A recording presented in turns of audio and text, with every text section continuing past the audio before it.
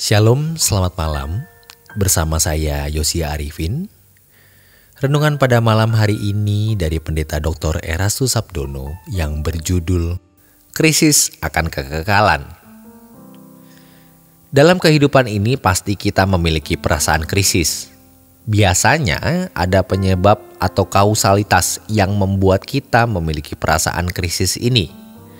Krisis sinonim dengan kata kemelut, yaitu setiap peristiwa yang sedang terjadi atau diperkirakan mengarah pada situasi yang tidak stabil dan berbahaya, yang dapat mempengaruhi individu, mempengaruhi kelompok atau komunitas. Di dalam kata krisis itu ada unsur khawatir, cemas. Pasti kita semua pernah mengalami perasaan ini atau mungkin sedang dalam situasi seperti itu. Perasaan krisis jangan selalu dipandang negatif karena bisa juga memiliki peran positif di dalam kehidupan. Orang tua yang memiliki perasaan krisis mengenai kehidupan hari esok anaknya, maka tindakannya adalah mengasuransikan pendidikan untuk anaknya, mempersiapkan jalan bagi usaha anak ke depan. Karenanya orang tua bekerja keras membangun bisnis atau usaha yang nanti akan diwariskan kepada anak. Mahasiswa yang memiliki perasaan krisis yang dapat menyebabkan gagal studi, tidak lulus, harus mengulang, sehingga menunda bekerja. Ini perasaan krisis juga, tetapi itu bisa memberi dampak positif atau memberi peran yang positif. Karenanya dia belajar rajin agar bisa berprestasi dalam kuliahnya. Jadi harus diakui ada perasaan krisis yang positif dan ada perasaan krisis yang negatif. Dalam kehidupan manusia pada umumnya, perasaan krisis biasanya menyangkut hal-hal pemenuhan kebutuhan jasmani. Perasaan krisis seperti itulah yang menyandra dan membelenggu seseorang sekaligus mengarahkan hidup seseorang. Menjadi berbahaya jika arah hidupnya bukan hanya kepada Allah atau kerajaan surga. Perasaan krisis seperti itu yang juga kita lihat dalam kehidupan orang yang di sekitar kita.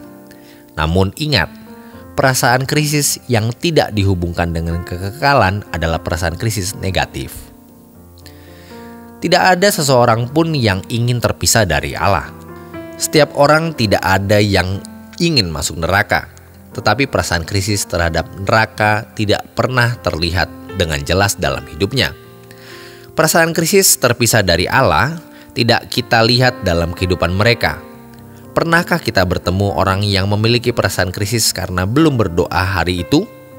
Kalau jujur, jawabannya jarang kita menjumpainya. Pernahkah kita menemukan orang yang memiliki perasaan krisis karena tidak ke gereja? Sedikit sekali. Lalu, jika pertanyaannya untuk kita, apa jawaban kita? Lebih dari apapun, kita harus mengejar kebenaran yang mempersiapkan kita untuk menyongsong kekekalan, dan hal itu tidak akan membuat kita merasa krisis. Kita dari kecil sudah mengalami banyak krisis, dari satu krisis ke krisis berikut, tenggelam dengan berbagai krisis kehidupan. Lalu semakin hari sering dengan bertambahnya umur, semakin skala bisnis dan kapasitas hidup yang kita hadapi, justru kita semakin tenggelam dan makin hanyut. Memang kita tidak bisa terhindar dari krisis-krisis itu. Kita pasti akan menghadapi krisis sampai masuk kubur. Jadi jangan harap tidak akan menghadapi krisis. Pasti setiap kita menghadapi krisis. Melihat cucu dapat membuat kita bertanya dalam hati, aduh, jadi apa cucuku nanti? Melihat perkembangan dunia, melihat eskalasi politik, ketegangan antara Barat dan Rusia plus China yang bisa menegangkan. Jadi, apa dunia ini nanti? Akhlak manusia pun semakin rusak. Yang mestinya mengamankan ternyata perlu diamankan. Kalau sudah fenomenanya begini, mengerikan. Sudah rusak dunia ini. Tetapi mari kita membuka cakrawala berpikir kita. Mari kita berpikir dalam skala kekal, skala manusia. Ya, semua kita manusia. Ada manusia yang berpikir skala manusia dan ada manusia yang berpikir skala hewan. Maksudnya orang yang menggunakan cara berpikir skala hewan, maka prinsip hidupnya adalah mari kita makan dan minum sebab besok kita mati. Jadi seakan-akan tidak akan ada kelanjutan kehidupan ini lagi. Firman Tuhan mengatakan di 1 Korintus 15, janganlah kamu sesat, pergaulan yang buruk merusakan kebiasaan yang baik.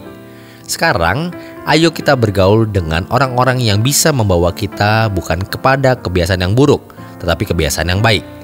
Yang terutama kita harus bergumul dengan Allah.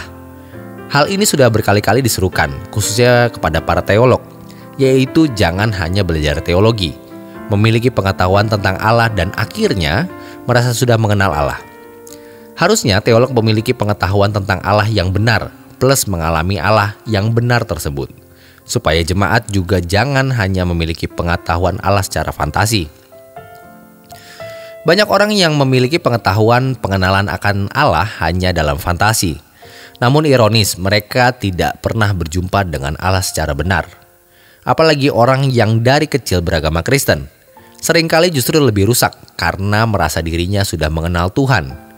Pengalaman liturgis sejak kecil dari sekolah minggu sampai tua hari ini dianggap pengenalan akan Allah yang standar. Mereka puas dengan keadaan itu. Sejatinya itu sebenarnya miskin. Demikian renungan pada malam hari ini. Selamat beristirahat, Tuhan Yesus memberkati.